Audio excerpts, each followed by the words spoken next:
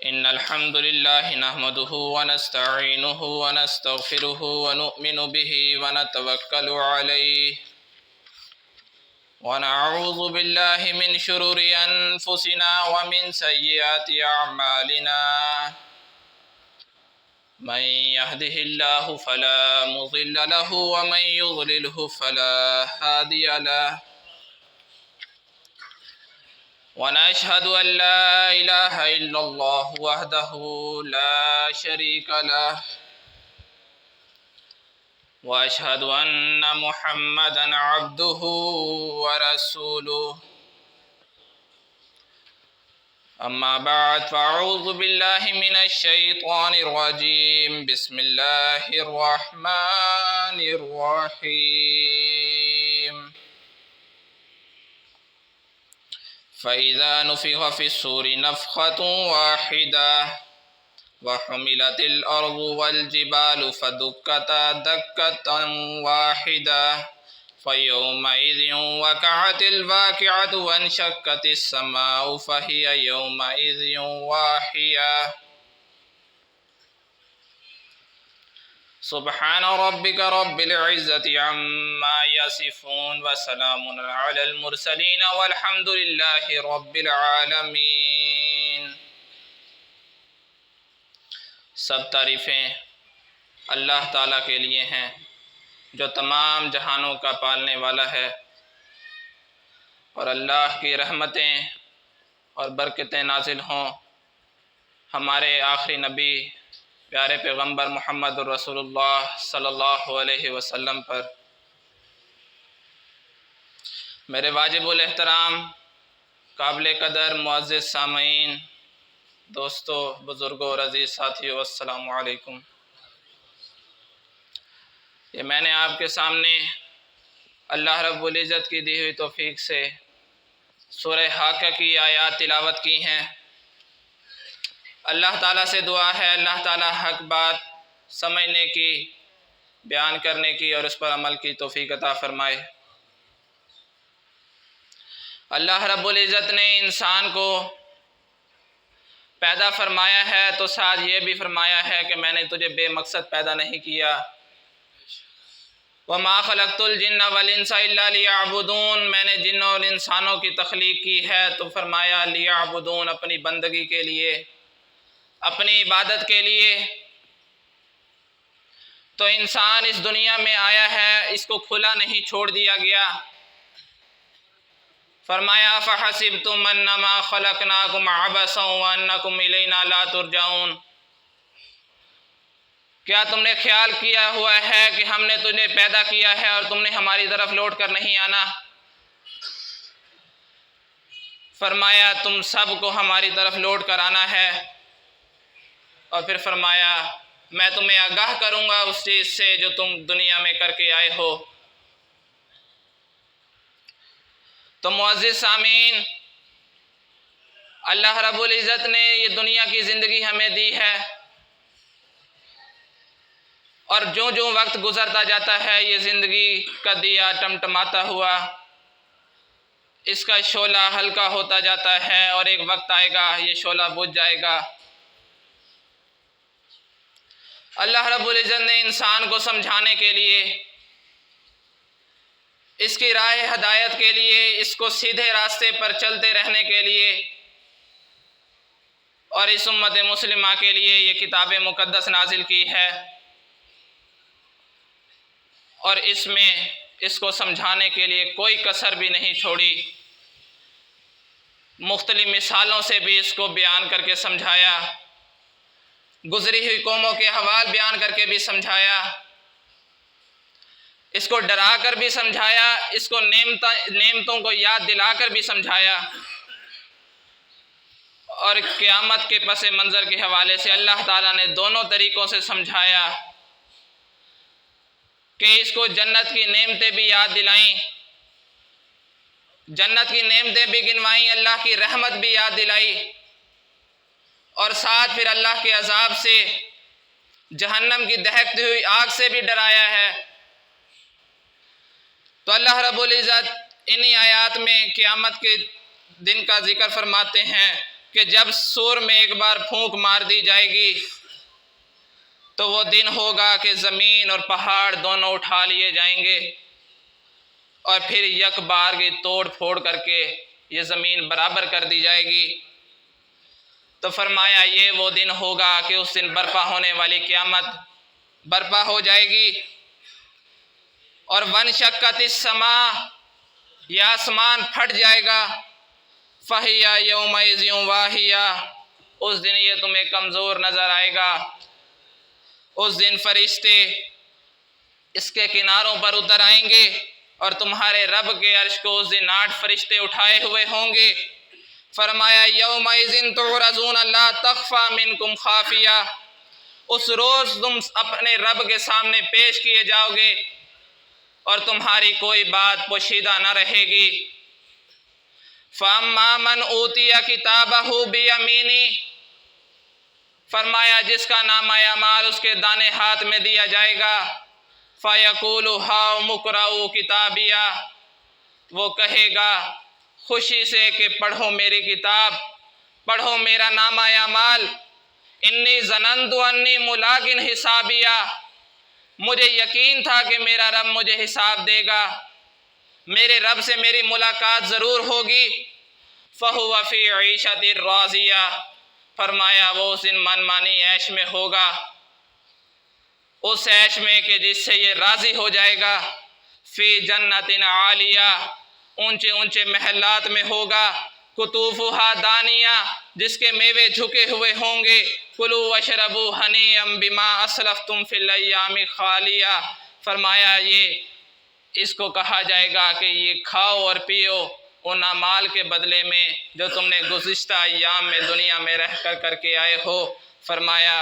وَأَمَّا مَنْ أُوتِيَ كِتَابَهُ بِشِمَالِهِ، اس دن بدقسمت لوگ بھی ہوں گے،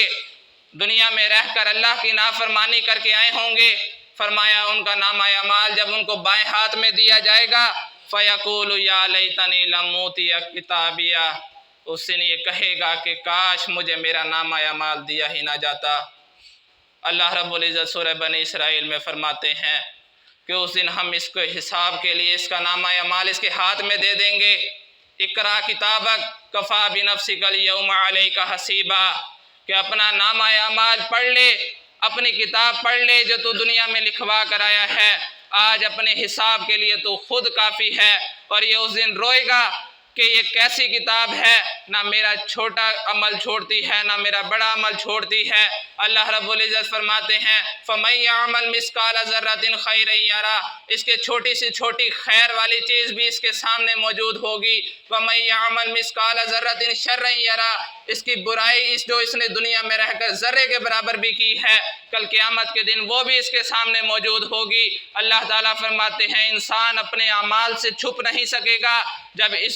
اس نے ہر چیز سے انکار کر دیا کہ یہ اعمال نامہ غلط ہے، یہ لوگ جھوٹ بول رہے ہیں، تو اللہ رب العزت فرماتے ہیں اس کے منہ پر ٹیپ لگا دی جائے گی، منہ بند کر دیا جائے گا، منہ پر مہر لگ جائے گی، پھر اس کے جسم کے اپنے اعضاء اس کے خلاف گواہی دیں گے کہ اس نے مجھ سے یہ کام کیا تھا، ہاتھ کہے گا کہ اس نے مجھ سے یہ کام کیا تھا، زبان بولے گی، زبان کو چپ کرا کے رکھ دیا جائے گا، اور اس کے جسم کے آنکھیں، اس کے کان، اس کے ہاتھ اس کے خلاف گواہی دیں گے یہ گناہ کے لیے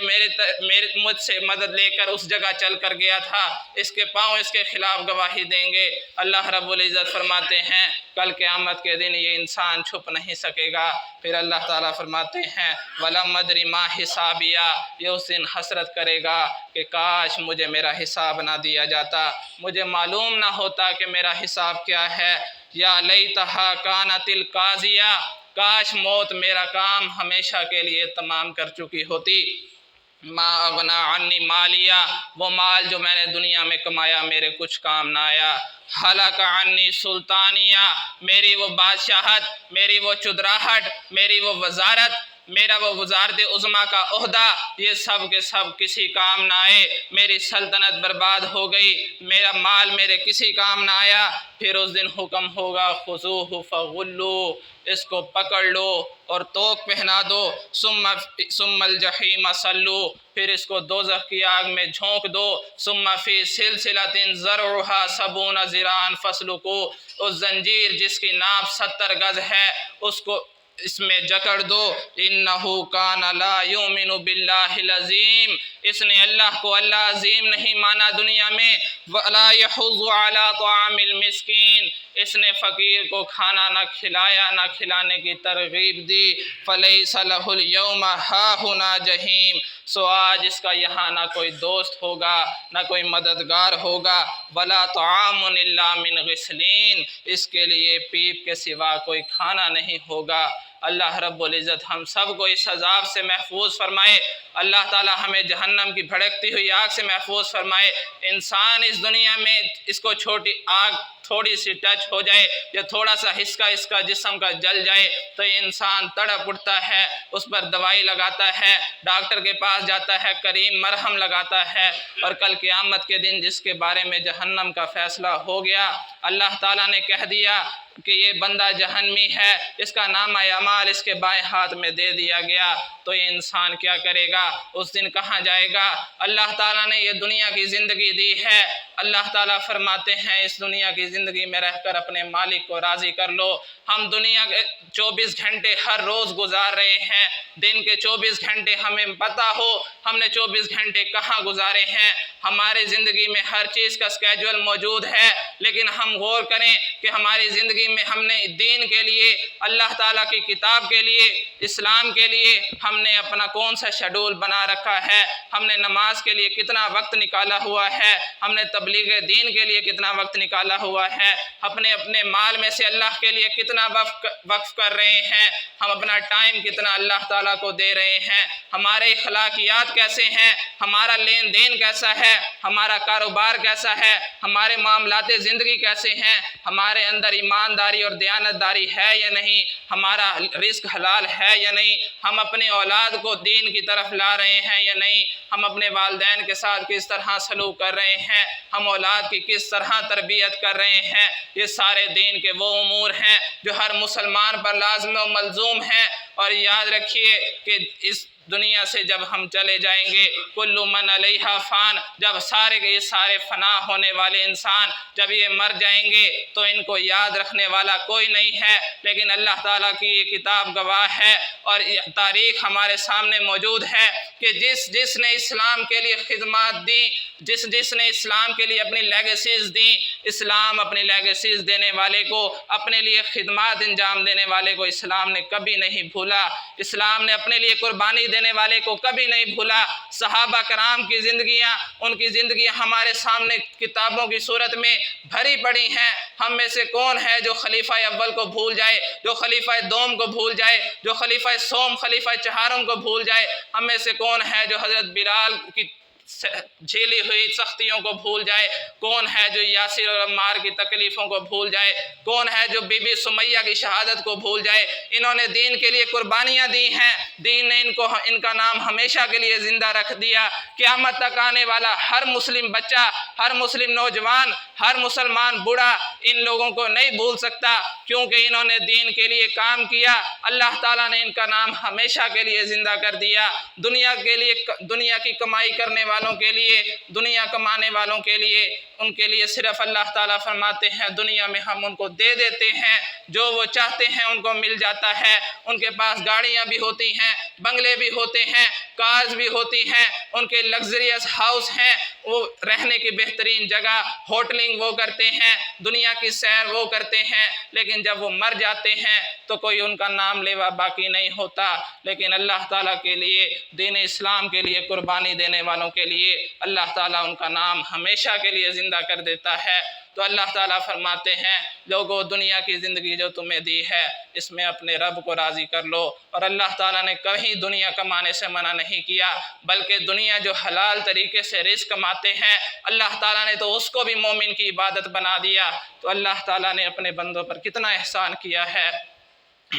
ہمیں چاہیے کہ اللہ تعالیٰ نے جو یہ زندگی دی ہے اس کی زندگی میں دنیا بھی کمائیں، ساتھ ساتھ اپنے رب کو بھی راضی کر لیں، تاکہ کل قیامت کے دن ہم اللہ کے سامنے شرمندہ نہ ہوں۔ ہم جب آدم علیہ السلام سے لے کر قیامت تک آنے والا آخری انسان بارگاہ رب العزت میں موجود ہوگا، اور وہاں ایک انسان کے بارے میں یہ اعلان ہو رہا ہے کہ یہ انسان جنتی ہے، اس کا نامہ اعمال اس کے دائیں ہاتھ میں دیا جا رہا ہے۔ قیامت کے دن وہ بھری دنیا میں سب انسانوں کے سامنے کتنا سرخرو ہوگا، اور دوسرے کے بارے میں یہ اعلان ہو رہا ہے کہ یہ جہنمی ہے، اس کو توق پہنا کر جہنم کی آگ میں جھونک دو، اس کے لیے ہتھوڑے ہیں، اس کے لیے عذاب ہے۔ تو اس کے لیے کتنی شرمندگی کی بات ہے۔ آج 3-4 بندوں کے سامنے انسان کی انسلٹ کر دی جائے تو اس کو غصہ آ جاتا ہے، اور کل قیامت کے دن جب دنیا میں جو اچھا بننے کا ناٹک کرتا رہا، کل قیامت کے دن جب اس کے والدین وہاں ہوں گے، جب اس کے اقربا وہاں ہوں گے، جب اس کے دوست اور اہل و عیال وہاں ہوں گے، وہاں پھر جب اس کے بارے میں جہنم کا فیصلہ کر دیا گیا تو اس کے لیے پھر شرمندگی الگ ہے اور راہ نجات بھی کوئی نہیں ہے۔ تو اللہ تعالیٰ سے دعا ہے کہ اللہ تعالیٰ ہمارے دل میں فکر آخرت پیدا کرے، ہمیں نیک اور سچا مومن بننے کی اللہ تعالیٰ توفیق عطا فرمائے۔ سبحان ربک رب العزت عما یصفون وسلام